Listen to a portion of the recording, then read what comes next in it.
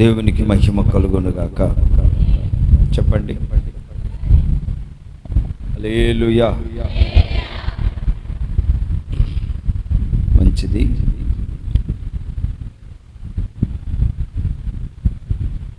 కడవరి దినాల్లో, చివరి దినాల్లో మనమున్నాము. రేపో మాపో మన ప్రభువైన యేసుక్రీస్తు వారి మధ్యాకాశంలో ప్రత్యక్షం కాబోతున్నారు. దేవునికి మహిమ కలుగునుగాక. మరి ముఖ్యంగా ఈ సమయాన్ని నాకు ఇచ్చిన ఆత్మీయ తండ్రి గారికి నా హృదయపూర్వకమైన వందనాలు. అలాగే కూడి వచ్చిన మీ అందరికీ, అలాగే ఆత్మీయ తల్లి గారికి నా హృదయపూర్వకమైన వందనాలు. దేవునికి మహిమ కలుగునుగాక. చక్కగా దేవుని వాక్యాన్ని మనం ధ్యానం చేద్దాం. దేవునికి మహిమ కలుగునుగాక. కొంచెం గట్టిగా చెప్పాలి హల్లెలూయా. వాస్తవానికి ఈరోజు ఇక్కడ చూసుకొని నిజాంపట్నం కూడా వెళ్దాం అనుకున్నాను, కానీ అన్న చెప్పిన సమయం ఇక్కడే అయిపోయింది. నేను యాజలికి అనుకోని ప్రయాణం అయింది. వాస్తవానికి నాకున్న అక్కడున్న పరిచర్యని బట్టి రాకుండా ఆగిపోదామని ఆగిపోయాను. కొంత ఒత్తిడిని బట్టి దైవజనుల సలహాతో నేను మళ్ళీ ఈ దినం యాజలికి రావటం జరిగింది. దేవునికి మహిమ కలుగునుగాక. కనుక మీరు జాగ్రత్తగా ఈ మాటలు వినాలని నేను ఎంతో ఆశపడుతున్నాను. సమయాన్ని వృధా చేయకుండా మనం ముందుకు వెళ్దాం. నిరుత్సాహపడను నేను, నిరీక్షణతోనే సాగిపోయేదను. అందరూ నిరుత్సాహపడను నేను, నిరీక్షణతోనే సాగిపోయేదను.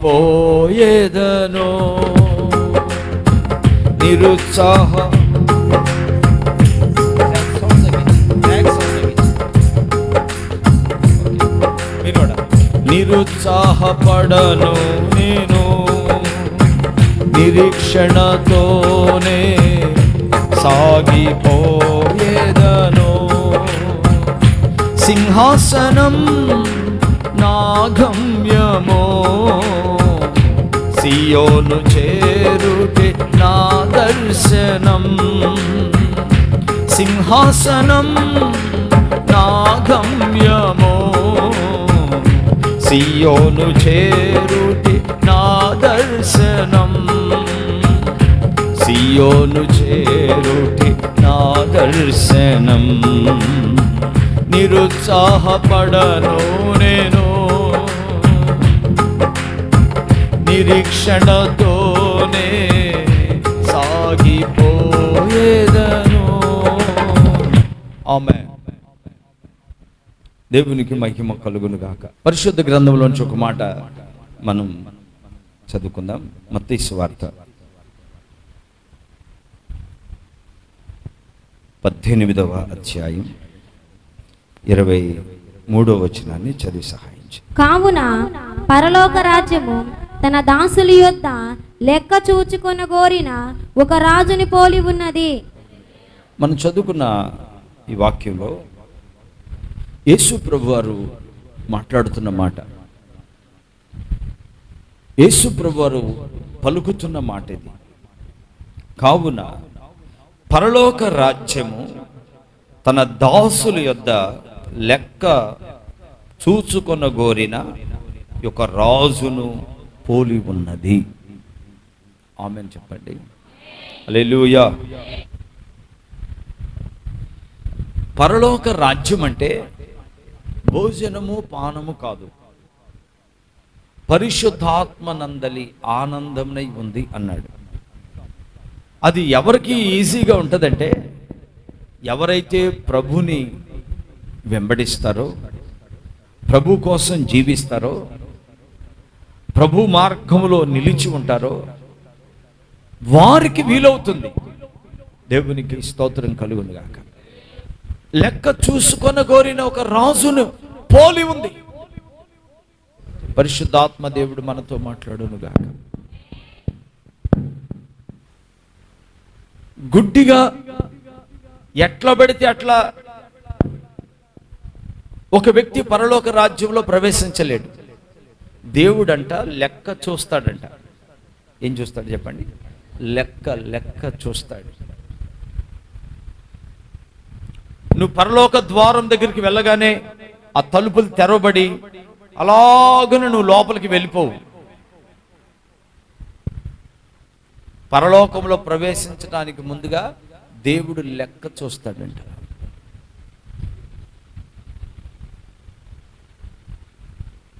అందుకనే అన్నాడు, పరలోక రాజ్యం అంటే తన దాసుల యొద్ద లెక్క చూచుకొన గోరిన. ఏంటంట? లెక్క చూచుకొన. మాట్లాడండి ఆ మాటను అందరూ, ఎందుకంటే ఇక్కడ కొన్ని విషయాలు మనం తెలుసుకోవాలి. అందుకని నేను ఇక్కడే తిరుగుతున్నా, మీరు కూడా నా వెనకాలే తిరగండి. ఆమేన్. పరలోక రాజ్యం అంటే తన దాసుల యొద్ద లెక్క చూచుకొన గోరిన ఒక రాజును పోలి ఉంది అన్నాడు.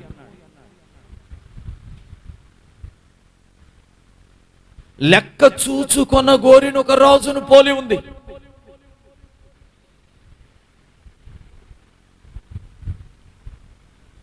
ఎవరి దగ్గర లెక్క చూసుకుంటాడు, చూసుకోవాలనుకుంటున్నాడు? ఎవరి దగ్గర అంటే తన దాసుల దగ్గర. ఇక్కడ నేను మీకు కొంచెం క్లారిటీ ఇచ్చిన తర్వాత ముందుకు వెళ్తాను. దేవునికి మహిమ కలుగును గాక. ఎవరి దగ్గర? దాసులు, తన దాసుల దగ్గర. చెప్పండి. దాసులు అంటే ఒకటి దైవ సేవకులకు వర్తిస్తుంది, రెండోది యజమాని చేతి కింద ఉన్న పనివాణిని వర్తిస్తుంది. పాలుకి పెట్టుకుంటారు, పెట్టుకున్నప్పుడు జీతానికి పెట్టుకుంటారు, పెట్టుకున్నప్పుడు ఆ యజమాని లెక్క చూస్తాడా చూడా? చెప్పాలి. అసలు జీతాన్ని పెట్టుకునే సంగతి తెలుసా లేదా? లెక్క చూస్తాడు చూడా? చూస్తాడు. మూడో విషయం, శిశువులకు సాదృశ్యం ఉంటుంది. అప్పుడే నేర్చుకుంటున్న బిడలకు సూచనగా ఉంది. ఒకటి దైవ సేవకులకు, రెండు యజమాని కిందున్న పనివానికి, మూడు అప్పుడే నేర్చుకుంటున్న శిశువులకు అనగా సంఘానికి సూచన. దేవునికి స్తోత్రం కలుగును గాక. చెప్పండి కొంచెం గట్టిగా. ఇప్పుడు అంటాడు, పరలోక రాజ్యం అంటే తన దాసుల యొద్ద లెక్క చూచుకొన గోరిన ఒక రాజును పోలి ఉంది. ఈ రాజే మన ప్రభు అయిన యేసుక్రీస్తు. దేవునికి మహిమ కలుగును గాక. హల్లెలూయా. ఆయన లెక్క చూచుకొన గోరిన దాసులే మనమై ఉన్నాము. ఎవరై ఉన్నాము? మాట్లాడండి. మనమై ఉన్నాము. కనుక ప్రతి దానికి ఒక లెక్క ఉంది. ప్రతి ఒక్కరిని గురించిన లెక్క ఉంది. బైబిల్ చెప్తున్న నగ్న సత్యం, నన్ను గూర్చిన లెక్క, నిన్ను గూర్చిన లెక్క ఉంది. నీ జీవితాన్ని గూర్చిన లెక్క, నీ కుటుంబాన్ని గూర్చిన లెక్క, సంఘములో నీ బాధ్యతను గూర్చిన లెక్క పరిశుద్ధ గ్రంథంలో రాయబడి ఉంది. దేవుడు ఒట్టిగానే మనల్ని పిలవలేదు, ఒట్టిగానే రక్షణ ఇవ్వలేదు, ఒట్టిగానే ఆయన ప్రాణం ఇవ్వలేదు. ఒక ఉద్దేశముతోనే దేవుడు నిన్ను నన్ను మనందరినీ సమకూర్చాడు. ఆమేన్. ఆయన మనందరికీ యజమాని. మనం ఆయన పనివారము, దాసులమై ఉన్నాం. మనం ఆయన బిడ్డలమై ఉన్నాం. దేవుడు లెక్క చూడాలని ఇష్టపడుతున్నాడంట. ఆమేన్. చెప్పండి కొంచెం గట్టిగా. హల్లెలూయా. యేసు నామములో గట్టిగా హల్లెలూయా చెప్పండి. ఇంకొకసారి చెప్పండి. ఆయనంట లెక్క చూడాలని ఇష్టపడుతున్నాడంట. పరిశుద్ధ గ్రంథంలో కొంతమంది లెక్కలు చూశాడు. ఒక రోజున బెల్షాజర్ లెక్క చూశాడు. మెనే టెకెల్ ఓ పర్సన్, ఒక మానవ హస్తం వచ్చి గోడ మీద రాస్తూ ఉంది బెల్షాజర్ను గుర్చిన లెక్క.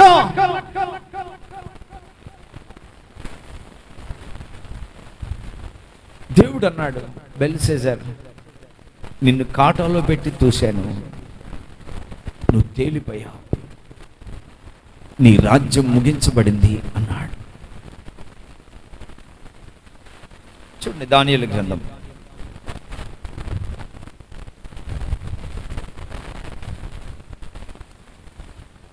5వ అధ్యాయం 24వ వచనం. కావున ఆయన ఎదుట నుండి ఈ అరచేయి వచ్చి ఈ వ్రాతను వ్రాసెను. వ్రాసిన శాసనమేదనగా మెనే టెకిల్ ఉఫారసిన్. ఈ వాక్య భావం ఏమనగా, మెనే అనగా దేవుడు నీ ప్రభుత్వ విషయములో లెక్క చూచి దాన్ని ముగించెను.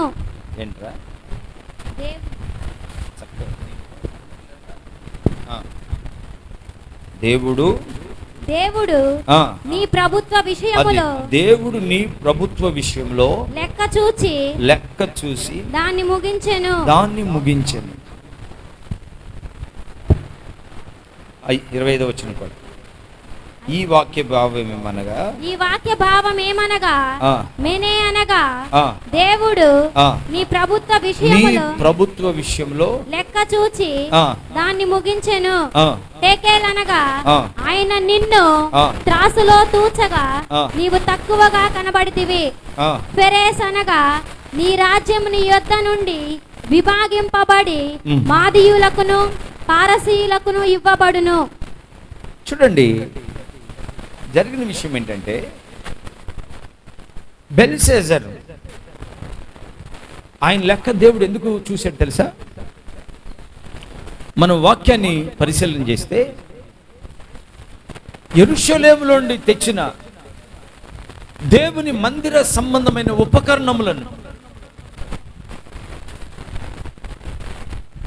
వారు విందు చేసుకుని, ఆ విందులో ఆ మందిర సంబంధమైన ప్రతిష్ఠితమైన పాత్రలు తీసుకొచ్చి వాడటానికి అతడు పూనుకొని వాటిని తెప్పించి, అతని అధిపతులతో స్త్రీలు పురుషులు వాటిలో ద్రాక్షరసాన్ని మద్యపానాన్ని పోసుకొని తాగుతూ విగ్రహంలో పూజిస్తూ భయంకరంగా అతడు అక్కడ క్రియ చేస్తాడు.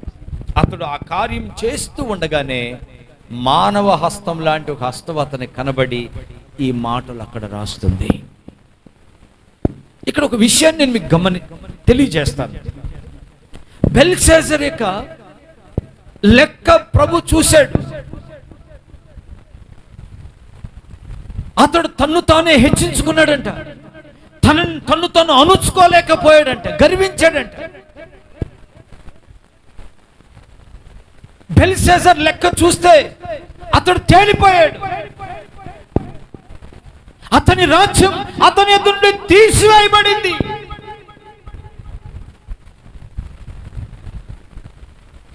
ఒక్క విషయం చెప్పాలంటే, దేవుడు లెక్క చూసినప్పుడు బెల్షాజర్ అంగీకరింపబడలేదు, నిరాకరించబడ్డాడు, త్రోసివేయబడ్డాడు. ఏం చేయబడ్డాడు చెప్పండి? త్రోసివేయబడ్డాడు. ఈరోజు నేను చెప్పే పాఠం ఏంటంటే, పరలోక రాజ్యం అంటే తన దాసుల యొద్ద లెక్క చూసుకొనగోరిన ఒక రాజును పోలి ఉంది అన్నాడు. ఒక రాజును పోలి ఉంది కనుక దేవుడు లెక్క చూసుకొనగోరుచూ ఉన్నాడు. ఆమేన్. గట్టిగా చెప్పండి హల్లెలూయా. దేవుడు లెక్క చూసుకొనగోరుచున్నాడు. అయితే దేవుడు లెక్క చూసినప్పుడు, దేవుడు నిన్ను తూకంలో పెట్టి తూచినప్పుడు, కాటాలో పెట్టినప్పుడు, తూచినప్పుడు నువ్వు అంగీకరించబడతావో నిరాకరించబడతావో ఒక్కసారి నిన్ను నీవే పరీక్షించుకోమని ఈ దినమున పరిశుద్ధాత్మ దేవుడు నీతో మాట్లాడుతున్నాడు. చాలా మంది గుడ్డిగా వెళ్ళిపోతున్నారు. ఏం చేస్తున్నారో వారికి అర్థం కాని పరిస్థితి, ఏం మాట్లాడుతున్నారో వారికి అర్థం కాని పరిస్థితి, ఎలా ప్రవర్తిస్తున్నారో వారికి అర్థం కాని పరిస్థితి. ఒక విషయం సంఘం సూటిగా తెలుసుకోవాలి, దేవుడు నిన్ను లెక్కడుగుతాడన్న విషయాన్ని మరిచిపోవద్దు. ఆమె ఏంటది? దేవుడు నిన్ను లెక్కడుగుతాడు. దేవుడు నిన్ను లెక్క అడుగుతాడు. లెక్క అడిగినప్పుడు నువ్వు లెక్క చెప్పగలిగిన స్థితిలో నీవు ఉండాలి. ఆమె లెక్క చెప్పాలి. ఆయన అడిగేది ఎట్లా ఉంటుందంటే, మీకు వాక్యం తెలుసు, నేను చెప్తా వినండి. ఒకనికి 5 తలంతులు ఇచ్చాడు, ఒకనికి 2 తలంతులు ఇచ్చాడు, ఒకనికి 1 తలంతు ఇచ్చాడు. కొంతకాలం పోనిచ్చాడు, ఆ ముగ్గురిని పిలిచాడు. రే బాబు, నీకు 5 తలంతులు ఇచ్చానుగా, నువ్వేం చేసావు అన్నాడు. అయ్యా 5కు 5 సంపాదించానయ్యా అన్నాడు. ఓకే. 2 తలంతులు ఇచ్చిన వాడిని పిలిచాడు. నీకు ఇచ్చిన 2 తలంతులు ఏం చేసావు? కష్టపడి 2కి 2 సంపాదించానయ్యా అన్నాడు. 1 తలంతు ఇచ్చిన వాడిని పిలిచాడు. అతను అంటాడు, ఇదిగో నీవు కఠినుడువని, విత్తని చోట కోయివాడువని, నువ్వు కఠినుడువని నాకు తెలుసు, అందుకని నువ్వు ఇచ్చిన తలంతుని భూమిలో దాచిపెట్టాను అన్నాడు. భూమిలో దాచిపెట్టాను అన్నాడు. దానికాడ దేవుడు అతని మీద కోపడ్డాడు. నేను విత్తన చోట కోయివాడినని నీకు తెలుసు కదా, నేను కఠినుడైన బలత్కారుడని నీకు తెలుసు కదా, అలాగైతే నా సొమ్ము నీవు ఎక్కడైనా పెట్టాల్సిందా అంటే, మీరు మిమ్మల్ని వడ్డీలకి ఇవ్వని చెప్పట్లా, నేను అక్కడ రాయబడిన మాట చెప్తున్నాను. దేవునికి స్తోత్రం కలుగును గాక. హల్లెలూయా. నేను వచ్చి వాళ్ళ దగ్గర బలవంతంగా వసూలు చేసుకునేవాడిని అని అతన్ని గద్దించి, అతన్ని తిట్టి, అతనికి కఠినమైన శిక్షను విధిస్తాడు. ఇక్కడ ఒక విషయాన్ని మీరు గమనించాలి. దేవుడు తలంతులు ఇస్తాడు, దేవుడు కృపనిస్తాడు, దేవుడు అభిషేకాన్ని ఇస్తాడు, పాడే వరమిస్తాడు, ప్రార్థించే వరమిస్తాడు, పరిశుద్ధాత్మ అభిషేకం ఇస్తాడు, సంఘములో అనేకమైన కృపలు తలంతులు నీకు ఇస్తాడు. ఆమేన్ చెప్తారా? హల్లెలూయా, హల్లెలూయా. అనేక తలంతులు, అనేక కృపలు దేవుడు నీకు ఇచ్చాడు. వాటిని రెట్టింపు చేస్తున్నావా లేకపోతే సమాధి చేస్తున్నావా? దేవుడికి ఇచ్చిన కృప విషయమై, దేవుడికి ఇచ్చిన అభిషేక విషయమై, దేవుడికి ఇచ్చిన సహవాసం విషయమై, దేవుడికి ఇచ్చిన ఉపదేశం విషయమై నా దేవుడు లెక్క అడిగే రోజు సమీపంగా ఉందని ప్రభు మీతో మాట్లాడుతున్నాడు. నా మాటలు మీకు అర్థమైనా? అర్థమైతే కొంచెం ఆమేన్ అని చెప్పండి, కొంచెం హల్లెలూయా అని చెప్పండి. హల్లెలూయా. నిద్రపోయాడు గట్టిగా హల్లెలూయా చెప్పండి. ఉన్నాను, నువ్వే నిద్రపోయావు, నేను చూసే ఆ మాట అన్నా. మందిరంలో నిద్రపోవటం అంత పాపం మరొకటి లేదనమాట. వాక్యం వినేటప్పుడు నిద్రపోయావంటే నువ్వు చాలా ప్రమాదకరమైన స్థితిలో ఉన్నావని గుర్తుపెట్టుకోవాలి. దేవుడు నీతో మాట్లాడే టైంలో నువ్వు నిద్రపోయావంటే నువ్వు ఎలా తప్పించుకుంటావు చెప్పు? దేవుని ఆలోచన కోసం కనిపెట్టుకునే వాళ్ళు ఎంతోమంది. దేవునికి స్తోత్రం చెప్పండి కొంచెం గట్టిగా, ఇంకొంచెం గట్టిగా చెప్పండి. దేవుడు నీకు ఎన్నో కృపలు ఇస్తాడు, ఎన్నో తలంతులు ఇస్తాడు. కొంతమందికి పరిచర్య తలంతు ఇస్తాడు, కొంతమందికి సేవ తలంతు ఇస్తాడు, కొంతమందికి చక్కగా పాడే తలంతు ఇస్తాడు, కొంతమందికి దర్శన తలంతు ఇస్తాడు, కొంతమందికి ప్రవచన తలంతు ఇస్తాడు. దేవుడు అనేక తలంతులు, అనేక కృపలు సంఘానికి ఇస్తాడు. నీకేమి ఇచ్చాడో నీకు తెలుసు. ఆమేన్ చెప్పండి కొంచెం గట్టిగా. నీకే తలంతు ఉందో నీకు మాట్లాడాలి. తలకాయ ఓపద్దు, మాట్లాడండి, పర్లేదు. తలకాయ ఓపద్దు, మాట్లాడండి. దేవుడు నీకు ఏ తలంతు ఇచ్చాడు అది మాట్లాడాలి. తెలుసా తెలీదా? దేవుడు నీకు ఇచ్చిన తలంతు విషయమై నిన్ను లెక్కడుగుతాడని ఈరోజు తెలుసుకోమని ప్రభు నీతో మాట్లాడుతున్నాడు. దాన్ని సమాధి చేసేవో, ఏడన్నా పరుసులో దాచిపెట్టేవో, నాకెందుకులే అని పక్కన పడేసేవో, ఈ సేవ నాకెందుకులే, ఈ పరిచర్య నాకెందుకులే, ఈ బాధ్యత నాకెందుకులే, ఈ పని నాకెందుకులే అని పక్కకు వెళ్ళిపోయేవేమో, ప్రభు నీతో మాట్లాడుతున్నాడు. నీ మీద ఏ బాధ్యతని దేవుడు పెట్టాడో దాన్ని శిరస వహించి నువ్వు నడిచిపోవలసిందే, మొయ్యాల్సిందంతే, ఆ పని చేయవలసిందంతే, ప్రకటించవలసిందంతే. ఆమేన్, హల్లెలూయా. తలంత ఉందని ఎట్టబడితే అటు చేయడానికి వీల్లేదు. ఒక క్రమములో చేయాలి, నడిపింపును అనుసరించి చేయాలి. ఆమేన్, చెప్పండి హల్లెలూయా. ఒక క్రమములో, ఒక నడిపింపులో, నాయకత్వాన్ని అనుసరించి, నడిపింపును అనుసరించి, దైవజనుని ప్రేరణతో ఏమి చేయాలి, ఏం చేయాలి అంతే. అడిగి చెప్పింది చేయాలి, దానికి మహిమ ఉంటుంది. ఆమేన్, చెప్పినట్లుగా చేయాలి, దానికి మహిమ ఉంటుంది.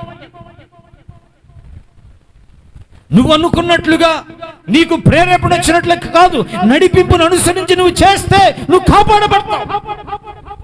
ఆమేన్, చెప్పండి, కొంచెం గట్టిగా చెప్పండి. దేవుడు ఒక రోజు మనల్ని లెక్కడుగుతాడు. ఓ రోజు మన పాత మందిరం ఉన్నప్పుడు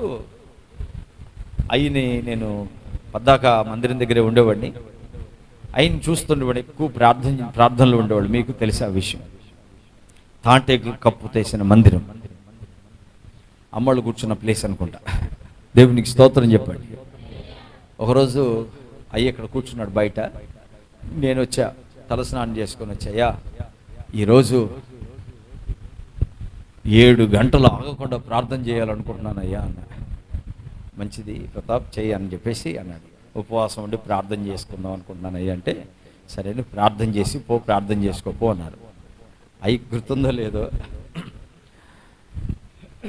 నేను ప్రార్థనలోనికి వెళ్ళి నాకు తెలిసిన వాళ్ళందరి గురించి చేసేసా. నాకు తెలిసిన దేశాలన్నిటి గురించి, ఆ పేర్లన్నిటి గురించి ప్రార్థన చేశాను. ఎంత స్పీడ్గా చేస్తున్నానంటే అంత స్పీడ్గా, ఎంత వైరాగ్యంగా అంటే అంత వైరాగ్యంగా. ప్రార్థన మొత్తం ముగించేసరికి 10 నిమిషాలు కూడా కాల, 10 నిమిషాలు కూడా కాలేదు. ఇంక ఏం చేయాలో నాకు అర్థం కావట్లేదు ప్రార్థన. సరే ఇట్లా కాదని చెప్పేసి ఓపిక తెచ్చుకుని, సరే అయ్యి ఏమంటే అది అని చెప్పేసి అయ్యి దగ్గరికి వచ్చి నిలబడా. ప్రతాప్ ఏంటి లేచి వచ్చావు అన్నాడు. అయ్యా ప్రార్థన చేయాలని వెళ్ళి కూర్చున్నాను, నాకు తెలిసినవన్నీ ప్రార్థన చేసేసానయ్యా, అన్నీ చేసేసాను, ఇంక చేయడానికి నా దగ్గర ఏం లేవు, అన్నీ చేసేసాను, కానీ 10 నిమిషాలు కూడా కాలేదయ్యా. పక్కన నవ్వాడయ్యా. హల్లెలూయా, పక్కన నవ్వాడు. ప్రార్థన అంటే అది కాదు. ఈ మాట ఎందుకు చెప్తున్నాను వింటారా?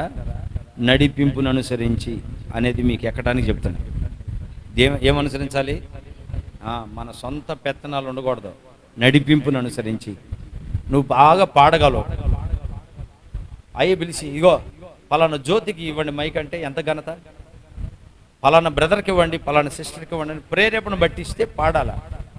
నాకు మైకి లేదే, నాకు మాట్లాడలేదు, నాకు సమయం లేదే, నన్ను పాడిని, ఇవన్నీ ఈ చిన్నపిల్లల శాస్త్రాలు మానేసుకోవాలా. దేవునికి స్తోత్రం. ప్రార్థన అంటే అది కాదు. నువ్వేమి చేయు తెలివి మందిరంలో కూర్చుని స్తుతి స్తోత్రం అంటా ఉండు, ఏం అనబాకు అని చెప్పేసి అన్నాడు అయ్యా. సరే అయ్యే మాటని వెళ్ళి కూర్చుని స్తుతి స్తోత్రం అంటా ఉన్నా. ఒక అర్ధగంట అయిపోయింది, గంట అయిపోయింది. అలా నేను స్తుతిస్తూ ఉండగానే నా హృదయం కదిలించబడింది. ఫస్ట్ ఆమేన్. నా హృదయం కదిలించబడి నా కన్నులు కన్నీళ్లతో నింపబడి, అప్పుడు నా మనసులోనికి ఒక్కొక్క విషయం నా దగ్గరికి వస్తే దానికోసం నేను కన్నీరు గార్చి ప్రార్థన చేస్తున్నా. 7 గంటలు పోయి 14 గంటలు అయింది. గట్టిగా చప్పట్లు కొట్టండి, హల్లెలూయా. ఇంకొంచెం గట్టిగా. ఎందుకు ఈ మాట మీతో చెప్తున్నానంటే, నడిపింపును అనుసరిస్తే, ఇప్పుడు సమూయేలు ఎప్పుడన్నా దేవుని స్వరం విన్నాడా? ఎన్లా? కానీ దేవుడు అతనితో మాట్లాడుతున్నాడు. 3 సార్లు పిలిచాడు, కానీ సమూయేలుకి అర్థమైందా? మాట్లాడాలి, తలకాయ ఒప్పొద్దు, మాట్లాడు. అర్థమైందా? సమూయేలుని పిలిచినప్పుడల్లా సేవకుడి దగ్గరికి వెళ్తున్నాడు. నేను పిలవలేదనగా మళ్ళీ వెళ్తున్నాడు, మళ్ళీ పిలవగానే మళ్ళీ సేవకుడి దగ్గరికి వెళ్తున్నాడు. నేను పిలవలేదు, మళ్ళీ వెళ్తున్నాడు. సమూయేలు వచ్చిపోవడం ఏలీ దైవజనుడు గుర్తించి, ఓహో యెహోవా అతనితో మాట్లాడుతున్నాడు అన్న విషయం దైవజనుడని ఏలీ గుర్తించి, నాయనా నీ దాసుడు ఆలకించుచున్నాడు, చిత్తము సెలవిమ్ము, ఇలా చెప్పు శామ్యూయేల్ అని ఏలీ దైవజనుడు శామ్యూయేలుకి చెప్పాడు. మరలా దేవుడు పిలుస్తూ ఉంటే తన దైవజనుడు ఏమి చెప్పాడో ఆ ప్రకారంగా చేయటం మొదలు పెట్టగానే దేవుడు తన హృదయం తెరిచి శామ్యూయేలుతో మాట్లాడటం స్టార్ట్ చేశాడు. ఏలీ కుటుంబాన్ని గురించి, ఇశ్రాయేలు జనాంగాన్ని గురించి, వారి తిరుగుబాటును గురించి అనేక విషయాలు, ఒక విషయం కాదు, రెండు విషయాలు కాదు, అనేక విషయాలు. అందుకనే సంఘము ఒక విషయాన్ని జాగ్రత్తగా గమనించాలి.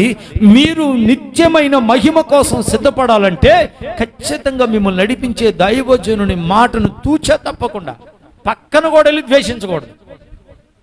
ముఖం ముందు కాదు, పక్కన వెళ్ళి చెడుగా మాట్లాడకూడదు. ఎందుకో నేను మీకు ముందు క్లారిటీ ఇస్తాను. దేవునికి స్తోత్రం కలుగును గాక. గట్టిగా చెప్పండి హల్లెలూయా.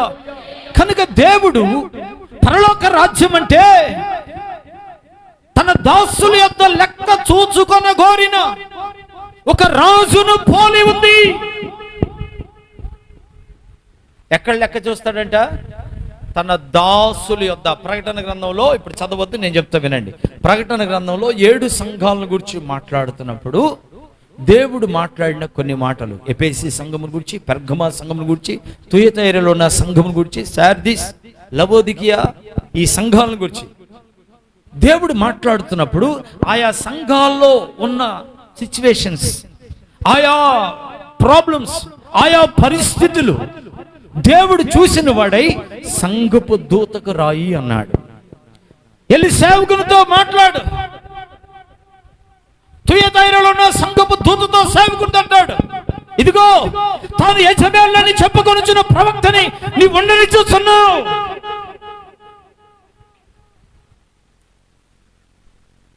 తాను యెజబెలు, తాను ప్రవక్తని చెప్పుకొనుచున్న స్త్రీని వెంబడించుచున్నావు. అది జారత్వము చేయుటకును, బలి ఇచ్చిన వాటిని తినుటకును నా దాసులను ప్రేరేపించుచుంది అన్నాడు.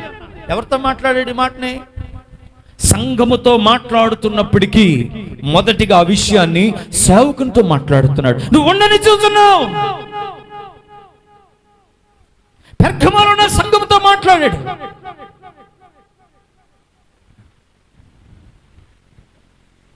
పెర్గమాలో ఉన్న సంఘంతో ఏం మాట్లాడాడు? ఆ సంఘంలో ఒక గుంపు వారు నికోలయేతల బోధన అనుసరించేవారు ఉన్నారట. వ్యభిచారం చేయనట్లును, జారత్వము చేయనట్లును దాన్ని ప్రేరేపించుచున్న దేవునికి విరోధమైన బోధలకి వారు నడుస్తున్నట్లుగా అక్కడ రాస్తాడు. ఆ మాట ఒకసారి చూడండి. ప్రకటన గ్రంథం 2వ అధ్యాయం 14వ వచనం. అయినను నేను నీ మీద కొన్ని తప్పిదములు మోపవలసి ఉన్నవి. అవేవనగా విగ్రహములకు బలి ఇచ్చిన వాటిని తినునట్లును, జారత్వము చేయునట్లును, ఇశ్రాయేలీయులకు ఉరియొడ్డమని బాలాకునకు నేర్పిన బిలాము బోధన అనుసరించు వారు నీలో ఉన్నారు. చాలు. నీలో ఉన్నారంటే ఎవరితో మాట్లాడుతున్నాడు? నీలో ఉన్నారు. ఒకటి సేవకునితో మాట్లాడుతున్నాడు, 2 సంఘముతో మాట్లాడుతున్నాడు. దేవునికి మహిమ కలుగును గాక. ఇక్కడ ఒక విషయాన్ని మనం గమనించాలి. మొదటి విషయం, దేవుడు తన సేవకుల యొద్ద లెక్క చూసుకొని కోరుచు ఉన్నాడంట. అందుకని అపోస్తులైన పౌలు గారు మాట్లాడుతూ ఏమన్నాడు తెలుసా? మీ పైన నాయకులుగా ఉండి, హెబ్రీ పత్రిక 13వ అధ్యాయం 17వ వచనాన్ని చదవండి.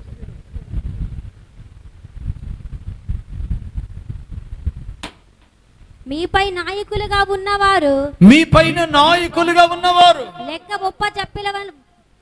ఒప్ప చెప్పవలసిన వారి వలె, లెక్క ఒప్ప చెప్పవలసిన వారి వలె మీ ఆత్మలను కాయుచున్నారు. వారు దుఃఖముతో ఆ పని చేసిన ఎడల మీకు నిష్ప్రయోజనము గనుక దుఃఖముతో కాక ఆనందముతో చేయునట్లు వారి మాట విని వారికి లోబడి ఉండుడి. దేవునికి స్తోత్రం కలుగును గాక. ఎక్కడ లెక్క చూసుకుంటాడు దేవుడు? తన దాసుల యొద్ద. ఇక్కడ మనం చూస్తున్నాం, ఇక్కడ దైవజనులంట లెక్క ఒప్పగించవలసిన వాని వలె మీ ఆత్మలను కాయిచున్నారంట. దేవునికి స్తోత్రం కలుగును గాక. ఏదో మీరు అందరూ మందిరానికి వస్తే 4 పైసలు వస్తాయి, తినడానికి బాగానే ఉంటుంది, జీవితం సాగిపోయిద్దని కాదు ఈ సేవ చేసేది. మీ ఆత్మలను గురించి లెక్క ఒప్పగించవలసిన వాని వలె భయముతో ఈ సేవ జరుగుతుంది. ఆమేన్ చెప్పండి. హల్లెలూయా. మీ విషయమై కన్నీరు గార్చి, మీకోసం ప్రయాసపడి, ఆలన పాలన చూసి, మీ ప్రతి సమస్య విషయమై దేవుని సన్నిధిలో విజ్ఞాపన చేసి, మీకు దేవునికి మధ్యలో నిలబడి మీ విషయమై కన్నీరు గార్చి ఎలాగైనా మిమ్మల్ని కాపాడి ప్రభు ఎదుట నిలబెట్టవలనని దైవజనుల ప్రయాసని ఇక్కడ మనం చూస్తున్నాం. అలాగైతే లెక్క ఒప్పగించవలసిన వాని వలె దైవజనులు పని చేస్తున్నారు గనక వారు దుఃఖముతో ఈ పని చేయకూడదు. ఏం చేయకూడదు? దుఃఖం ఎందుకు వస్తుంది? సేవకునికి దుఃఖం ఎందుకు వచ్చింది? కానుకలు తగ్గినాయని వస్తాయా? మీరు మాట్లాడండి, అందరు నోటితో చెప్పండి. దశంభాగాలు రాలేదని దుఃఖం వస్తుందా? పోనీ కానుకలు తగ్గిన దుఃఖం వచ్చిద్దా? మరి ఎందుకు వస్తుంది? సేవకునికి దుఃఖంతో పని చేయటం ఎందుకో చెప్పనా? జాగ్రత్త వినండి. 1, వాక్యం వింటూ వాక్యానుసారంగా నువ్వు నడవకపోతే సేవకునికి దుఃఖమే. వాక్యం వింటూ వాక్యానుసారంగా ఆత్మీయ రూపాంతరపరచబడకపోతే సేవకునికి దుఃఖమే. సంఘములో చేర్చబడి లోకంతో చేతులు కలిపితే సేవకునికి దుఃఖమే. అందుకే పౌలు గారు అన్నాడు, నాకు మరలా ప్రసవేదన కలుగుతుంది. సర్పము కుయుక్తి చేత అవను మోసపరిచినట్లు ఒకవేళ మిమ్మల్ని మోసపరచునేమో అని నాకు మరలా ప్రసవేదన కలుగుతుంది. అయ్యా దైవజనుడా, నీకెందుకయ్యా ఇంత ప్రసవేదన? ఆ దైవజనుడు, బ్రదర్, ఆ కుటుంబం కోసం 30 సంవత్సరాలు కన్నీరు గార్చాను. ఎన్ని సంవత్సరాలండి చెప్పండి? 30 సంవత్సరాలు కన్నీరు గార్చాను. 30 సంవత్సరాలు సంఘంలో నమ్మకంగా ఉండి ఇప్పుడు బయట తాగుతున్నాడు. 30 సంవత్సరాలు నమ్మకం ఉండి ఇప్పుడు బయట వ్యభిచరిస్తున్నారు. 30 సంవత్సరాలు సంఘంలో ఉండి ఇప్పుడు లోకంలో కలిసిపోయారు. 30 సంవత్సరాల నుంచి సంఘంలో నడుస్తూ ఈరోజు నా ముఖాన్ని చూడలేకపోతున్నారు. 30 సంవత్సరాలు దేవునితో అంటుకట్టబడిన వీరు ఈ రోజున దేవుని సన్నిధిలో కనబడట్లేదు. నీ విశ్వాస జీవితం ప్రారంభించబడి ఎన్ని సంవత్సరాలైనా కావచ్చు, నీ ఆత్మను కాస్తూ ఉన్న నీ కాపరి అయిన దైవజనుడు తన హృదయమందు నిన్ను బట్టి సంతోషిస్తున్నాడా, బాధపడుతున్నాడా? ఒకవేళ బాధపడితే అది నీకు నిష్ప్రయోజనం, నీకు ఫలితమే ఉండదు. ఈ రోజున సంఘంలో చాలా మంది మార్పు లేని వారిగా ఉంటున్నారు. అంటే మీరు కాదు, వినండి, మార్పు లేని వారిగా. వారి నోటి మాటలో మార్పు లేదు, వారి ప్రవర్తనలో మార్పు లేదు, వారి చూపులో మార్పు లేదు, వారి నడవడికలో మార్పు లేదు. సంఘమా, ప్రభు నీతో చెప్తున్నాడు, లెక్క చూస్తాను. కనుక నీవు లెక్క అప్పగించాల్సిన బాధ్యత నీ మీద ఉంది. నువ్వు ఎట్లా పడితే అట్లా, నన్ను ఎవరేం చేస్తారులే, నువ్వు మారకుండా, నీ జీవితాన్ని మార్చుకోకుండా, ఏం కాదులేని నీవు నీ ఇష్టం వచ్చినట్లుగా నడిచేవనుకో, రేపటి రోజున సిగ్గుపడవలసిన పరిస్థితి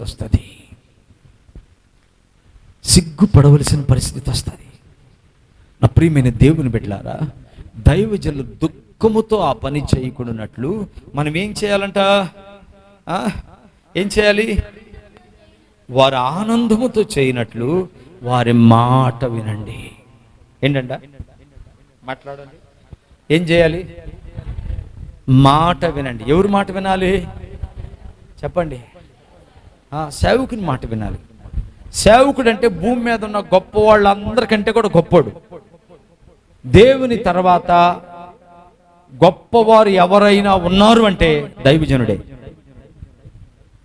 అర్థమైందని చెప్పింది. రాజకీయ నాయకులు కాదు, ముఖ్యమంత్రి గారు కాదు, ప్రధానమంత్రి గారు కాదు, ఇంకా పైన ఉన్న వాళ్ళు కాదు. ఏ స్థాయిలో ఉన్న అధికారి అయినా సేవకుని తర్వాతే. ఆమేన్, హల్లెలూయా. దేవుడు సేవకుని అలాగున చేశాడు. మానవునికి దేవునికి మధ్యవర్తిగా తన సేవకుడు ఉన్నాడు.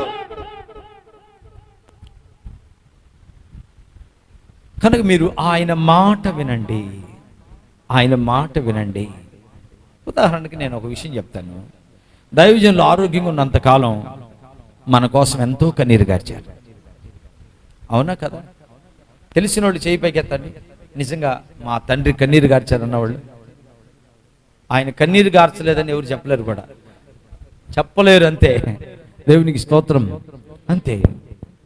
ఇప్పుడు వయసు పైన పడింది, వయసు పైన పడింది. నేను రాత్రి 1 గంటకు బయలుదేరాను సత్తుపల్లిలో. నేను ఇక్కడికి వచ్చేసరికి 7:30 అయింది. అంతేనా? నేను వచ్చేసరికి తలుపేస్తుంది, అమ్మ బయట ఉన్నారు. అయ్యారమ్మా అంటే అయ్యే ప్రార్థన చేసుకున్నాను. నాతో మాట్లాడిస్తామని అమ్మ తలుపు తీసి లోనికి వెళ్తే అయ్యి ప్రార్థన చేస్తూనే ఉన్నాను. నాకు ఎంత సంతోషం వేసింది. దేవునికి స్తోత్రం కలుగును గాక.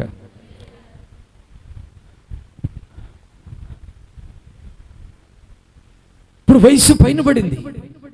ఇప్పుడు సంఘము ప్రార్థించే సంఘముగా మారాలి. దేవునికి స్తోత్రం కలుగును గాక. ఇప్పుడు నువ్వు ప్రార్థన చేయకుండా ఏదో ఆదివారం ఒకరోజు ఊక్కుంటా, ఆదివారం ఒకరోజు బైబిల్ పెట్టుకుని నేను కూడా భక్తురాలని, నేను కూడా ప్రార్థనకి వెళ్తున్నాను. మరి ఈరోజు నేను వెళ్ళకపోతే అక్కడ సీటు ఖాళీ అయిపోద్ది అని చెప్పి నువ్వు ఒట్టిగా ఇట్లా వచ్చేసి ఏంటి సంఘంలో కనపడి వెళ్ళిపోయావు అనుకో, నీ వల్ల సంఘానికి ప్రయోజనం ఏంటి? నువ్వు సంఘానికి వచ్చి వెళ్ళిపోతే, పట్టినట్లుగా వెళ్ళిపోతే సేవకునికి సంతోషమా బాధ? చెప్పండి, బాధే కదా. సేవకుడు దుఃఖముతో పని చేయకుండానట్లు మనమందరము దేవుని ఆత్మచేత రేపబడేవారిగా ఉండాలి. ఆ అరుగులంపటే, ఆ మొత్తలంపటే కూర్చుని మీటింగులు పెట్టేదానికంటే పని లేనప్పుడు ఒక 4 వచ్చి అక్కడ కూర్చొని ప్రార్థన చేస్తే ఎంత బాగుంటుంది చెప్పండి. అవునా కదా? మనం ఏం చేస్తాం? ఆ ఇంట్లో సంగతులన్నీ పోగేసుకొస్తుంది ఒక ఆమె. వినటానికి వీళ్ళందరినీ సైతాన్ని పోగేసుకెళ్తాడు ఆమె దగ్గరికి. అర్థమైంది నేను చెప్పింది? ఒక ఆమెకి ఏం పని ఉండదో, ఇంటింటికి తిరగటం, అన్ని సేకరించడం, అన్ని పోగేసుకుని వస్తుంది ఆమె. పోగేసుకుని వచ్చేసరికి సైతాన్ గాడు ఏం చేస్తాడు? ఈ విశ్వాసులు అందరినీ పోగేసుకెళ్ళి ఆమె దగ్గర పెడతాడు. వినండి, అసలు మీరు వినాల్సింది ఇదే అంటాడు వాడు. వీళ్ళు కూడా నోరు ఎలా పెట్టుకుని ఈగలు నోట్లోకి వెళ్ళి బయటకు వచ్చేది అర్థం కాదు. కనుక లెక్క అప్పగించవలసిన వారై ఉన్నారు. కనుక మీ పరిశుద్ధతని సంపూర్తి చేసుకోవటానికి భయముతో మీ ఆధ్యాత్మిక జీవితాన్ని కొనసాగించవలసిన వారై ఉన్నారు. దేవునికి మహిమ కలుగునుగాక. చెప్పండి కొంచెం గట్టిగా, హల్లెలూయా. ఒక రోజున ఒక ధనవంతుడు, బాగా ధనవంతుడు, డబ్బు బాగా కూర్చుకున్నాడు. అతను అంటున్నాడు, నా ప్రాణమా తినుము, త్రాగుము, సుఖించుము, ఏళ్ల తరబడి నువ్వు తినడానికి నేను సమకూర్చి పెట్టాను అన్నాడంతే.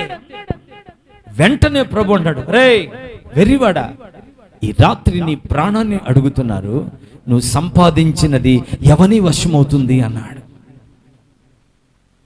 నువ్వు సంపాదించింది ఎవని వశమవుతుంది?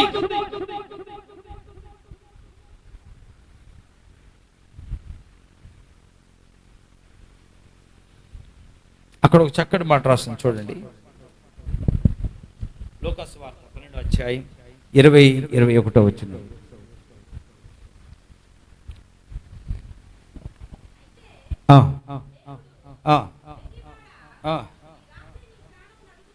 ఈ రాత్రి నీ ప్రాణం అడుగుతున్నారు, నీవు సిద్ధపరిచినవి ఎవనివగును? జాగ్రత్తమేనండి. దేవుని ఎడల ధనవంతుడు కాక తన కొరకే సమకూర్చుకునేవాడు ఎలాగున్నాడంట చెప్పండి.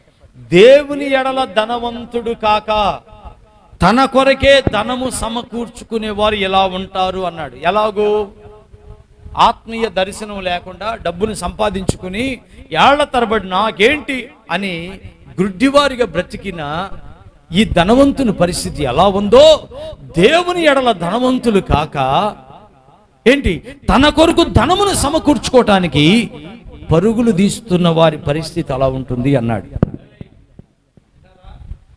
దేవునికి స్తోత్రం కలుగును గాక. హల్లెలూయా. సంఘము దేవుని ఎడల ధనవంతులు కావాలి.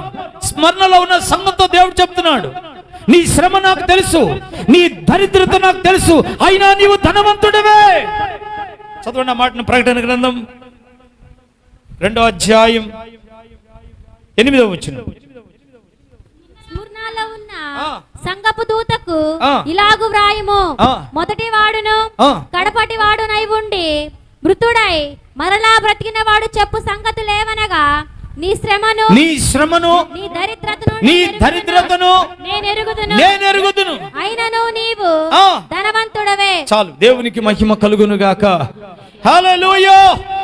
నీ శ్రమ నీ దరిద్రత నాకు తెలుసు, అయినా నీవు ధనవంతుడవే. ఈ సంఘంలో ఉన్న విశ్వాసులు ఎలాంటి వారు తెలుసా? వీళ్ళు దేవుని ఎదుట ధనవంతులు. హల్లెలూయా. వీళ్ళు దేవుని ఎదుట ధనవంతులు. వారు నిరుపేద స్థితిలో కఠినమైన దారిద్ర్యంలో ఉండినప్పటికీ దేవుడు వారితో వాగ్దానం చేసినట్లుగా మాట్లాడుతున్నారు. అయినా మీరు ధనవంతులే, మీరు నా కోసం దరిద్రతను అనుభవిస్తున్నారు. కానీ మనం చదువుకున్న లూకాసు వార్తలో చదువుకున్న ధనవంతుడు ఉన్నాడు. ఇతడు తన కొరకు ధనాన్ని సమకూర్చుకున్నవాడు. దేవుని ఎదుట దేవుని వలన ధనవంతునిగా చేయబడిన వాడు కాదు. ఈ రోజున క్రైస్తవ సంఘములో తన కొరకు ధనము కూర్చుకునే వారు ఎక్కువైపోయారు. జాగ్రత్త, మీరు ప్రమాదంలో ఉన్నారని ప్రభు నీతో మాట్లాడుతున్నాడు. నువ్వు డబ్బును సంపాదించుకొని బ్యాంక్ బ్యాలెన్స్ భూలోకంలో ధనాన్ని సమకూర్చుకోవద్దని ప్రభు చెప్పాడు. ఈ రోజున సంఘంలో ఉన్న విశ్వాసులు, సేవకులు కూడా ఎంతో మంది డబ్బుతో తొలతూగిపోతున్నారు. గుడ్డి క్రైస్తవులు, వాక్యము మనసుకు ఎక్కని క్రైస్తవులు, డబ్బు కోసం పాటుపడుతున్న క్రైస్తవులు, సంఘానికి మాదిరి లేని క్రైస్తవులు.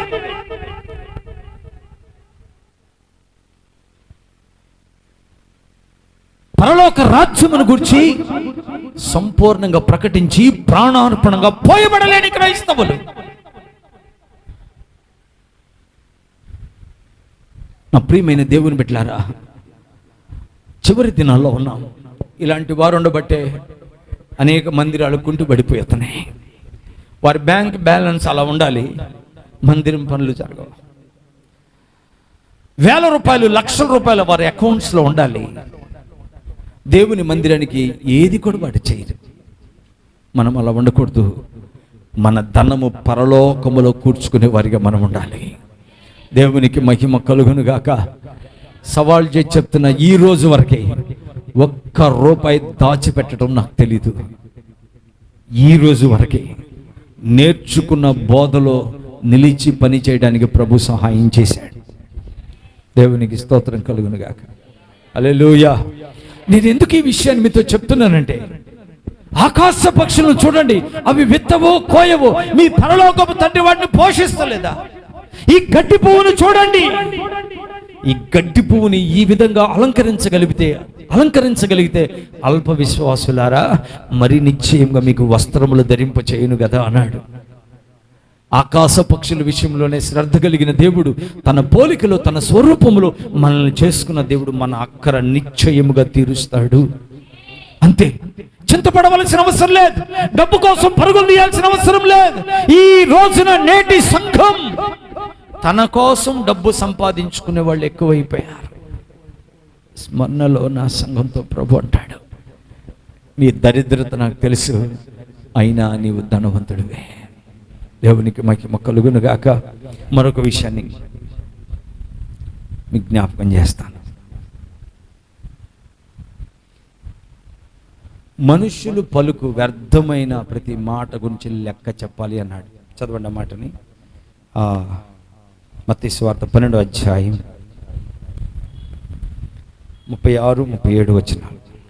నేను మీతో చెప్పినదేమనగా, మనుషులు పలుకు వ్యర్థమైన ప్రతి మాటను గూర్చియు విమర్శ దినమున లెక్క చెప్పవలసి ఉండును. నీ మాటలను బట్టి నీతిమంతుడవని తీర్పు నొందుదువు, నీ మాటలను బట్టియే అపరాధిమని తీర్పు నొందుదువు. చాలు, దేవునికి మహిమ కలుగును గాక. ఈ మాటలు మీకు సింపుల్గా అనిపించినా కొంచెం బాధ్యతగా మీరు వీటిని మనసులో తీసుకోవాలని నేను ఆశపడుతున్నాను. త్వరగా ముగించడానికి ప్రయత్నం చేస్తాను. జాగ్రత్త వినండి. దేవునికి మహిమ కలుగును గాక. చెప్పండి. కళ్ళు పెద్దగా చేసి గట్టిగా హల్లెలూయా చెప్పండి. నిద్రపోయాడు ఇంకోసారి చెప్పండి. మెలకుకున్న వాళ్ళు చెప్పండి. వాక్యం వింటున్నాము అన్నవాళ్ళు చెప్పండి. ఇక చాలే పోయా అన్నవాళ్ళు చెప్పండి. ఓకే, వింటున్నారా? దేవునికి స్తోత్రం. హల్లెలూయా చెప్దాం కొంచెం గట్టిగా. మనం చదువుకుని వాక్యంలో మనుషులు పలుకు వ్యర్థమైన ప్రతి మాటను గూర్చి విమర్శ దినమున లెక్క చెప్పాలి. కనుక పరిశుద్ధ గ్రంథం చెప్తున్న మాట ఏంటంటే, మీ మాటలు అవునంటే చెప్పండి, చెప్పండి అందరు మాట్లాడు. మీ మాటలు అవునంటే, కాదంటే చెప్పండి, అందరు చెప్పాలి. అవునంటే అవును, ఇంకొకసారి చెప్పండి. ఏంటది? ఇప్పుడు చెప్పండి. నా మాట చెప్పండి కొంచెం గట్టిగా. నా మాట గుండె మీద చేసుకుని చెప్పండి. నా మాట అవునంటే అవును, కాదంటే కాదు. మీరు చెప్పండి. ఇప్పుడు ఇంకొకసారి చెప్పండి. చివరిసారి చెప్పండి. రైట్ అని ఎవరు చెప్పారు? చెప్పండి. నువ్వు చెప్పావా? ఎవరు చెప్పారు చెప్పండి? దేవుడే చెప్పాడు ఆ మాటని. మీ మాట అవునంటే అవును, కాదంటే కాదు అన్నట్లుగా ఉండాలి అన్నాడు. వినండి. ఇప్పుడు సంఘానికి ఉండాల్సిన ప్రత్యక్షత ఏంటంటే, ఈ మాట చాలా ప్రమాదమైంది. నాలుకకి నరకానికి కనెక్షన్ ఉందంట. ఆ నరకంలో ఒక మూలన కూర్చుని ఈ ప్రకృతి ఈ చక్రానికి చుచ్చు పెడతా ఉన్నాడు. ఎవడు? లూసిఫర్ గాడు, సైతాన్ గాడు. కనుక నాలుగుకి నరకానికి నాలుగుకి కనెక్షన్ ఉందంట. కనుక వాడు కిందుండి రగిలిస్తూ ఉంటే కొంతమంది రగిలిపోతూ ఉంటారు. ఏం చేస్తారు చెప్పండి? వాడు జస్ట్ అగ్గిపొలగేసి పక్కెళ్తాడు. ఓహో వీళ్ళు తెగ మండిపోతారు, చెలరేగిపోతారు మండిపోతానికి. విశ్వాసులు అప్పుడప్పుడే విశ్వాసులు అయిపోతారు. వీళ్ళు చెలరేగిపోతారు. ఎవరు ఆపలేరు వాళ్ళని. నోటికి ఏది వస్తే అది. అసలు నువ్వు దేవుని బిడ్డవేనా?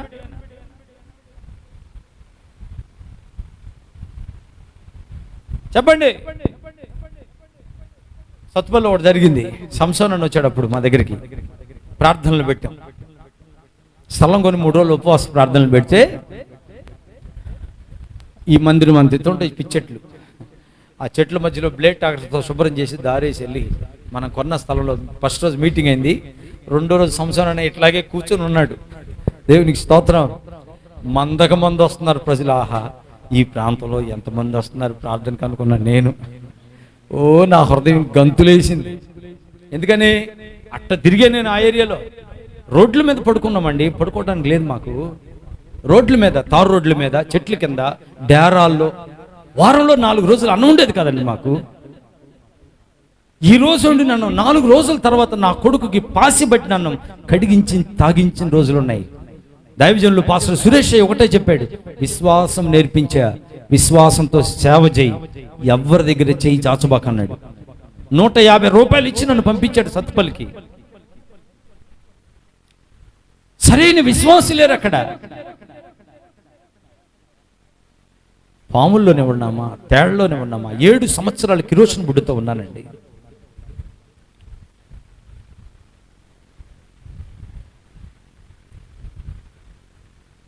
అంత కఠినమైన సేవ. ఆ సేవలో గుంపు గుంపుగా ప్రజలు వస్తున్నా. ఆహా, ఎంత సంతోషం! ఈ ప్రాంతంలో ప్రజలు వస్తున్నారంటే. ఈ లోపల అయ్యి వయసు ఉంటుంది ఆయనకి. ఆ ఏరియాలో పాస్టర్ గారు వచ్చాడు. పాస్టర్ గారు వాళ్ళ కూతురు లాయర్, వాళ్ళ కూతుర్లు టీచర్స్, వాళ్ళ అల్లుళ్ళు కూడా వచ్చేసారు. సంఘం అంతా ఎందుకు వచ్చావు ఇక్కడికి అన్నారు. పాస్టర్ గారు ప్రభు పంపిస్తే వచ్చాను. అవునా, ప్రభు నిన్ను కొట్టమని పంపించారు మమ్మల్ని అన్నాడు. కొట్టండి తండ్రి లాంటి వారు, పర్లేదు అన్నాడు.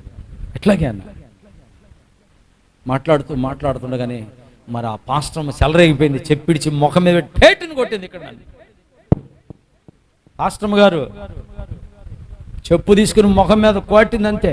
మా పాస్టర్ని, మా అమ్మని, ఇంకొక విశ్వాసిని, మొత్తం నలుగురిని కొట్టి ఆ పాస్టర్ గారు కూతురు లాయర్ స్టేషన్కి వెళ్ళి నిస్సి పాస్టర్ గారు నన్ను పాడు చేయడానికి నా మీద పడ్డాడని కేసు పెట్టింది. వెళ్ళి అప్పటికప్పుడే టెంట్లు పడేసి లైట్లు పగలగొట్టి, అర్థమైందా, అలాగే ఉంచుకుని అలాగే ఉన్నాడు. 10 నిమిషాల్లో దేవుడు కార్యం చేశాడు. 10 నిమిషాలు, ఎక్కువ సమయం కూడా తీసుకోవాలి. 10 నిమిషాలు. అవన్నీ చెప్పడానికి ఇప్పుడు సమయం కాదు. ఎందుకు చెప్పింది తెలుసా? వాక్యము నిమిత్తమైన విశ్వాసి, నీకు శ్రమ వచ్చినప్పుడు చెలరేగిపోవద్దు. నువ్వెంత నేనెంత తడాక చూసుకుందాం తొడలగొట్టద్దు. మౌనంగా ఉండు, మౌనంగా ఉండు. నీ దేవుడు నీ పక్షంగా రోషం కలిగి ఉన్నాడు. దేవునికి స్తోత్రం కలుగును గాక. మౌనంగా ఉండు. నీ పక్షంగా దేవుడే యుద్ధము చేస్తాడు. నువ్వు చెలరైపోయావనుకో, విశ్వాసం అవిశ్వాసం అయిపోయావనుకో, లోకస్తురాలు అయిపోయావనుకో, నీ నోటి మాటల గురించి తీర్పులో లెక్క చెప్పాలి. భయం లేకుండా ఎంత మాట పడితే అంత మాట. అందుకే ప్రభు అంటున్నాడు, మనుషుడు మాట్లాడే వ్యర్థమైన ప్రతి మాటను బట్టి విమర్శ దినమున లెక్క చెప్పాలి. ఏం చెప్పాలి? ఇప్పుడు చెప్పండి. నేను మాట్లాడిన మాటలను బట్టి లెక్క చెప్పాలి. మళ్ళీ చెప్పండి.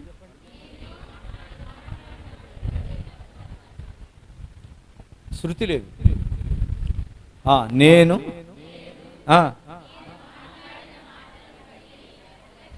కనుక నేను భయము కలిగి నోరు మూసుకుని ఉంటే మంచిది. అంతే కదా? ఆమె మనం ఎలా ఉండాలి? భర్త వచ్చాడు అనుకో, వాడు తాగుబోతున్నాడు, తాగొచ్చాడు అనుకో, నువ్వు సీరియస్ అవ్వాల్సిన అవసరం. నువ్వు సీనియర్ విశ్వాసు కానీ కొంచెం తగ్గించుకో. ఆ తాగుబోతాడే వచ్చాడు, నీళ్ళు తోడు, కడుపు నిండా అన్నం పెట్టు, పక్కే పడుకుంటాడు, నీ జోలికి రాడు. అట్ట కాదు, రాంగ తాగొచ్చావా? ఎన్నిసార్లు చెప్పాలి నీకు? ఇక స్టార్ట్ చేస్తా, పో అన్నం లేదు, పో నీళ్ళు తోడను, పో బట్టలు లేదు, వాడిని బయట నిలబెట్టి వాడికి మెంటలు ఎక్కుద్ది, రోకలు బండి తీసుకుని బాధ వదిలిపెడతాడు. తాగినోడికి ఏం తెలిసి? విశ్వాసిగా ఉండాలి. దేవుని బిడ్డగా ఉండాలి. ఆమేన్. చెప్పండి కొంచెం గట్టిగా, హల్లెలూయా. దేవుని బిడ్డగా ఉండాలి. అదే సంఘానికి మహిమ, అదే సేవకునికి జీవం. 30 సంవత్సరాలు 40 సంవత్సరాలు విశ్వాసం అయి ఉండి కనీసం మార్పు లేకుండా నువ్వు మాట్లాడుతుంటే సేవకునికి బాధ కాక ఏం మిగులుతుంది చెప్పండి? కనుక సంఘంలో విశ్వాసులతో ప్రభు మాట్లాడుతున్నాడు, నువ్వు మాట్లాడే మాటలను బట్టి లెక్క చెప్పాలి. వాళ్ళ గురించి వీళ్ళ గురించి మాట్లాడతావే, వాటి గురించి లెక్క చెప్పాలి. ఇక్కడికి మోస్తావు చూసావా? నీకు అవసరం లేని, నీకెందుకు? నీకు అవసరమే ఉంది? ప్రార్థనకు రా, వాక్యం విను. నీ సహోదరులు కనబడితే వందనాలు చెప్పు, లోకస్తులు కనబడి వందనాలు మా బాగున్నారా, మందిరానికి రాను. నీ పని చేసుకో, కడుపు నిండా తిను, నీ పిల్లలను క్రమపరచుకో, జాగ్రత్తగా ఇంట్లో ఉండు. ఖాళీ సమయంలో ఆ కొంప తిరగకుండా మందిరంలో లేకపోతే ఇంట్లో కూర్చుని తలుపేసుకుని ప్రార్థన చేయి. దేవుడు నీ కుటుంబాన్ని ఆశీర్వదిస్తాడు. దేవుడిని కట్లు విప్పుతాడు. దేవుడిని కన్నీళ్లు తుడుస్తాడు. దేవుడిని సరిహద్దులు విశాలపరుస్తాడు. పని కట్టుకుని బయలుదేరుతున్నారు ఈ మధ్య. మానేసేయండి, త్వరగా మాటలు చదవండి. బైబిల్ ఎవరు తీయగలిగితే వాళ్ళు చదవండి. యోబు పుస్తకం 16వ అధ్యాయం 3వ వచనం ఒకళ్ళు, సామెతల పుస్తకం 15వ అధ్యాయం 1వ వచనం ఒకళ్ళు చదవండి త్వరగా. ఏంటమ్మా? ఏంటంటే మీరు అందరూ చెప్పండి, ఏ మాటలు ఇవి? ఈ గాలి మాటలు.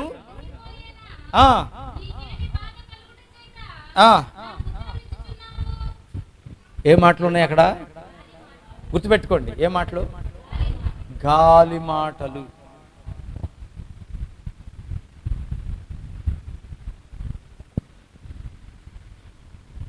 గాలి మాటలు అంటే ఏంటి చెప్పండి?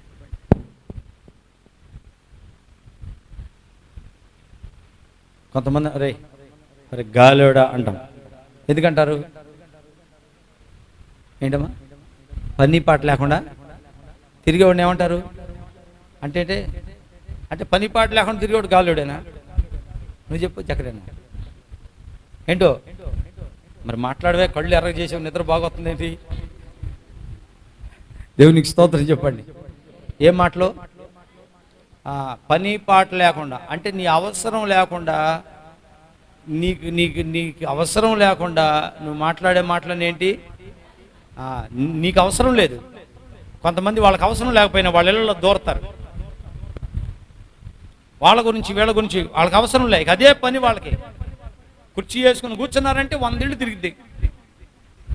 మా చర్చి ముందు ఒక ఉంటుంది, ఇంతలా ఉంటుంది, ఇంతలా కర్ర పట్టుకుని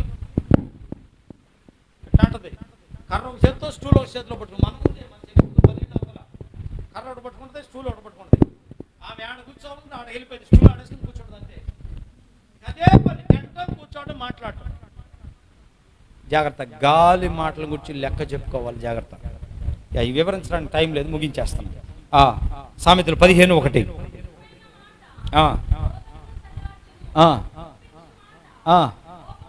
చాలు. నొప్పించు మాట, కఠినమైన మాట. ఏ మాట అది? కఠినమైన మాట, నొప్పించే మాట.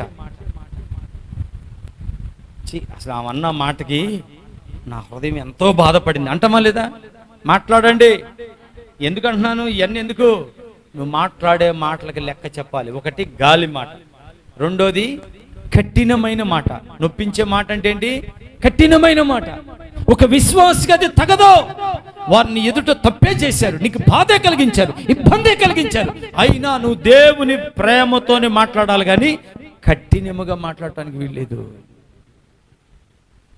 మూడోది మలాకి పుస్తకం 3:13.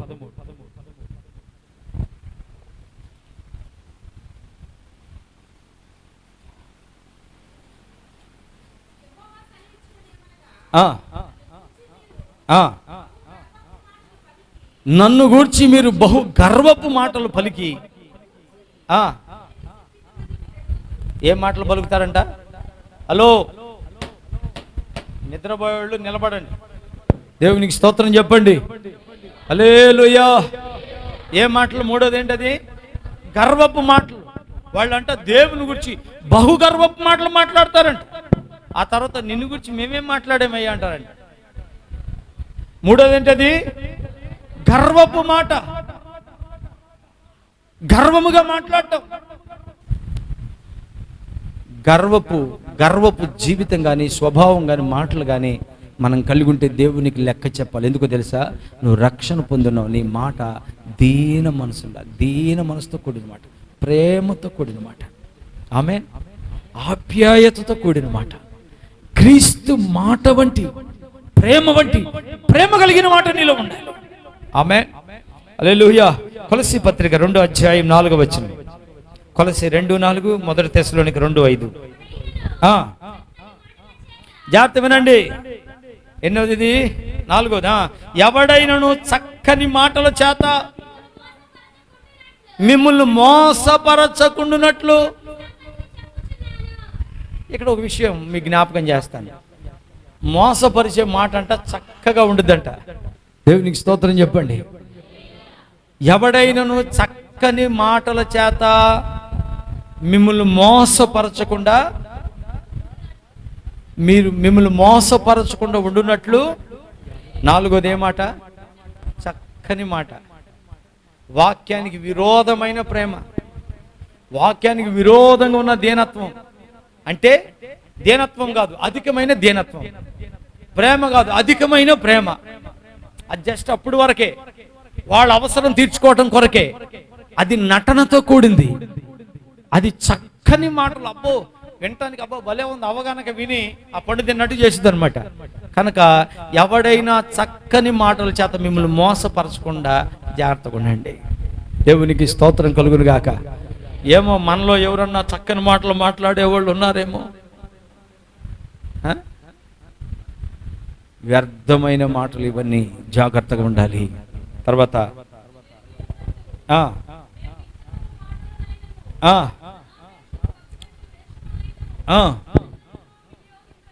చూసారా? దేవునికి మహిమ కలుగును గాక. ఇచ్చకపు మాటలనైనను మీరెరిగి ఉన్నట్టు ఇచ్చకపు మాటలనైనను ధనాపేక్షను కప్పిపెట్టు వేషమునైనను మేమెన్నడూ మీ ఎదుట వినియోగించలేదు. దేవునికి మహిమ కలుగును గాక. హల్లెలూయా. ఇచ్చకపు మాటలనైనా ధనాపేక్షను కప్పిపెట్టు వేషమునైనను మేమెన్నడూ మీ ఎదుట వినియోగించలేదు. ఉన్నది ఉన్నట్లుగా మీకు ప్రకటిస్తున్నాం. దేవునికి మహిమ కలుగును గాక. సరిగ్గా సంఘం కూడా ఎదుటి వారి ఎడల ఇలాంటి మనసే కలిగి ఉండాలి.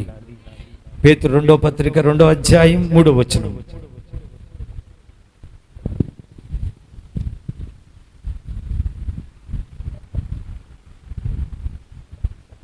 రెండు మూడు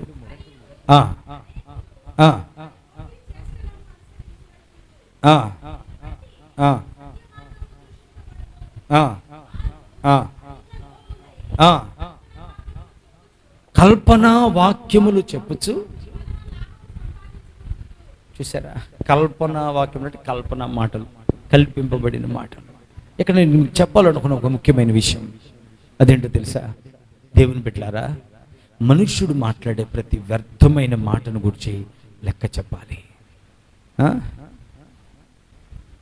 వ్యర్థమైన ప్రతి మాటను బట్టి, గాలి మాటలు, కఠినమైన మాటలు, గర్వపు మాటలు, చక్కని మాటలు, ఇచ్చకపు మాటలు, కల్పన మాటలు, వ్యర్థమైన డంబపు మాటలు, ఇంకా చాలా రాయబడినాయి బైబిల్లో. నేనేమంటున్నానంటే, మాటల్లో మనకు తెలియకుండానే ఇన్ని రకాలైన మాటల్ని అపవాది నీ నోట్లో మాట్లాడాలని చూస్తున్నాడు. నీ నోటి ద్వారా పలికించి నిన్ను అపవిత్రపరిచి దేవునికి నిన్ను శాశ్వతంగా దూరం చేయాలని చూస్తున్నాడు. కనుక మన నోటి మాటలను బట్టియే నీతిమంతులమని, మన నోటి మాటలను బట్టియే అపరాధులమని తీర్పు తీర్చబడతామని వాక్యం సెలవిస్తుంది. కనుక నా దేవుని బిడ్డలారా, లెక్క చెప్పాలి. మనం ఏం చెప్పగలుగుతాం దేవునికి లెక్క? ఏమైనా చెప్పగలుగుతామా? మాట్లాడండి, ముగించేస్తాను. చెప్పగలుగుతామా? చెప్పేంత దమ్ము మన దగ్గర ఉందా? చెప్పలేం. కనుక జాగ్రత్తగా ఉండటం అవసరం. ఆమె కొంచెం గట్టిగా హల్లెలూయా, హుషారుగా చెప్దాం. హల్లెలూయా, హల్లెలూయా. ప్రకటన గ్రంథంలో రాయబడింది, ఆలయంలో పూజించు వారిని లెక్కించుము అన్నాడు. ముద్రింపబడిన వారి లెక్క. దేవునికి మహిమ కలుగును గాక. ప్రకటన గ్రంథంలో రాయబడింది, ఆలయములో పూజించు వారిని లెక్కించు అన్నాడు. దేవుడు మనల్ని చూస్తున్నాడు. మనం లెక్క అప్పగింపవలసిన వారి వలె ఉన్నాము. మనం ఎంతో దూరంలో లేము, ప్రభు మనకు ఎంతో దూరంలో లేడు.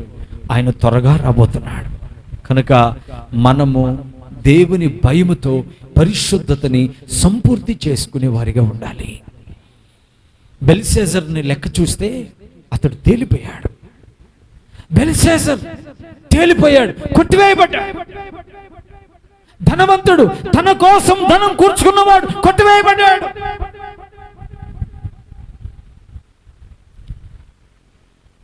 ఆలోచించండి. సేవకునికి అబద్ధం చెప్పిన వాడు గెహజీ కొట్టివేయబడ్డాడు, శాపానికి గురైపోయాడు. ఈ క్రమంలో చూస్తే ఎంతో మంది. అందుకే చెప్తాను, దైవజనుడు, దేవుడు మనకిచ్చిన అభిషేకించిన దైవజనుడు ఆజ్ఞాపించినది. ఎందుకంటే దేవుడు తన సేవకునికి ఆలోచన ఇస్తాడు, సేవకుని లోతులోనికి నడిపిస్తాడు. నీకోసం సంఘమా, నీకోసం సంఘం కోసం దేవుడు సేవకుని పరిమళింప చేస్తాడు. ఆమేన్. చెప్పండి కొంచెం గట్టిగా. ఒక్క మోషే ప్రార్థన చేస్తే లక్షలాది ప్రజలు కాపాడబడలేదా? అలాగనే సేవకుడిని నీకు నాకు దేవుడు ఆశీర్వాదకరంగా మారుస్తాడు. అందుకని మనం సేవకుడు చెప్పినట్లుగా చేయాలి. సంఘం ఒక దైవికమైన క్రమాన్ని అనుసరించి నడవాలి. అలా ఎప్పుడైతే మనం నడుస్తామో మనము కాపాడబడతాం. దేవునికి మహిమ కలుగును గాక. అందుకన్నాడు, పరలోక రాజ్యం అంటే తన దాసుల యొద్ద లెక్క చూడ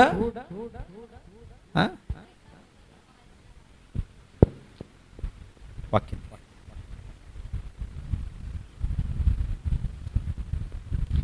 18:23 లూకా మత్తయి.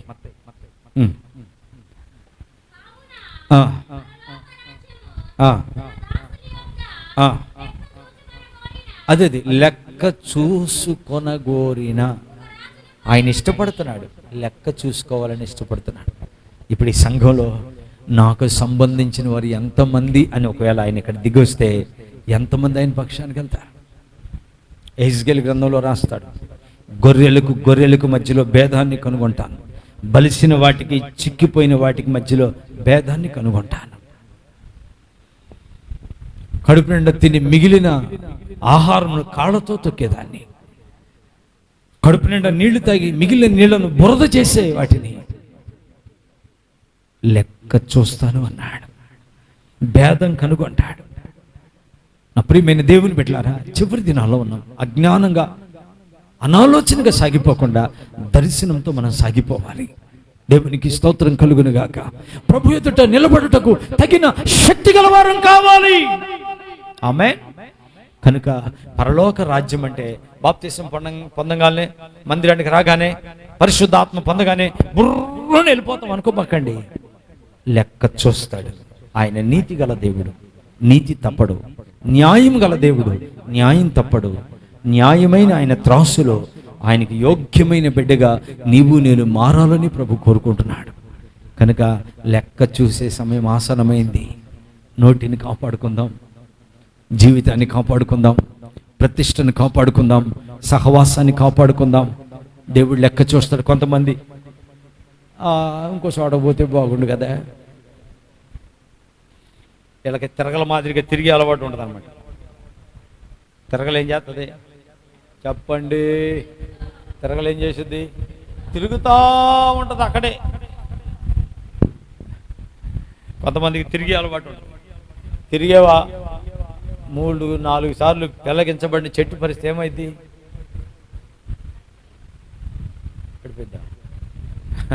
చచ్చిపోద్ది. సంఘంలో నమ్మకమైన బిడ్డగా నీవు ఉండాలి. చివరి దినాల్లో ఉన్నాం.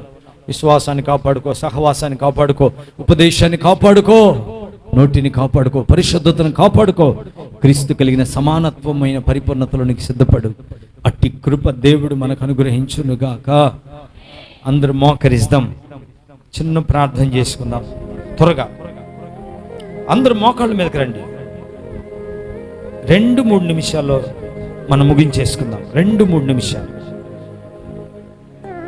నా మాటలు మీకు అర్థమైతే నిలువు మోకాళ్ళ మీదకి వచ్చి మీ 2 చేతులు ఆకాశం వైపు చాపి, నా మాట మీకు అర్థమైతే, దేవుడు చెప్తున్నాడు పరలోక రాజ్యం అంటే తన దాసుల యొక్క లెక్క చూచుకొనగోరిన ఒక రాజును పోలి ఉంది అన్నాడు.